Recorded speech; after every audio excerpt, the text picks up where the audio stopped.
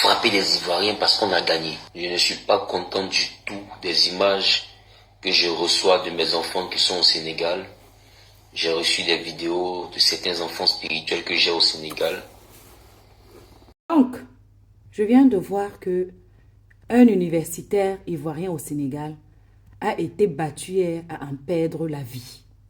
Après qu'il ait gagné, qu'ils aient gagné, il est sorti dans la rue avec son maillot. Il était heureux. Et on l'a suivi, on l'a agressé, on l'a violenté. J'aimerais dire aux gens que déjà, un, c'est que le football. De deux, j'aimerais dire au peuple ivoirien que, vous voyez non, c'est pas tout le monde qui est du Cameroun. Je vous ai toujours dit que vos histoires que vous faites avec le Cameroun, arrêtez ça. Sinon, quelqu'un d'autre va vous faire payer. Voilà où nous en sommes. La pauvre dame a perdu son enfant. Un pays a perdu son fils. Et on dit que ça ne s'arrête pas là. Mes frères et mes sœurs sénégalais, c'est qu'un jeu.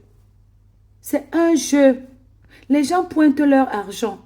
Vous partez à avoir les lourds karmas comme celui de ôter la vie à un être humain. Ça va jouer sur vous. Ça va jouer sur des générations après vous. Est-ce que ceci en vaut la peine?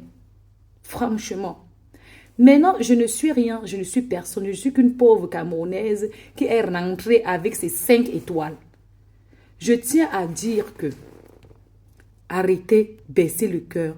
On n'est pas là pour ça. Les gars pointent leur argent. Qu'ils aient perdu ou pas, ils vont continuer à aller jouer dans leur club où ils jouent à l'étranger. Ils sont des multimilliardaires. C'est toujours nous, les familles pauvres, le peuple pauvre très endetté, qui aimons souvent nous muscler à nous faire du mal entre nous pour rien. D'accord? Est-ce que quand on va jouer au ballon là, est-ce que c'est interdit de perdre? Quand tu vas pour un concours, dans ta tête, tu peux gagner comme tu peux perdre. Vous voyez l'esprit camerounais, une fois de plus. Nous, quand on perd, on n'accuse personne. Nous, quand on perd là, on tombe sur le président de l'Africa Foot, on tombe sur les sélectionneurs, on tombe sur les joueurs, on tombe sur tout le monde. Sauf les gens qui n'ont rien à voir avec notre pays. On ne va pas casser non plus. Avant, on cassait les maisons des joueurs. Maintenant, même, on ne casse plus. On les regarde. On les laisse. C'est ça qu'on appelle aussi le fair play. C'est quoi? Une seule petite étoile que vous avez, vous vous êtes cru où? Donc, il faut arrêter, laisser ça. C'est passé. Et puis quoi? Les gars ont bien joué. La Côte d'Ivoire a mérité. Ils ont vraiment mouillé le maillot. Le problème, c'est que vous les avez sous-estimés. Vous avez pensé qu'avec votre une étoile, vous étiez arrivé au sommet. Vous avez négligé les personnes qu'il ne fallait pas. C'est ça dans la vie. La surprise vient toujours de quelqu'un qu'on dit que ya.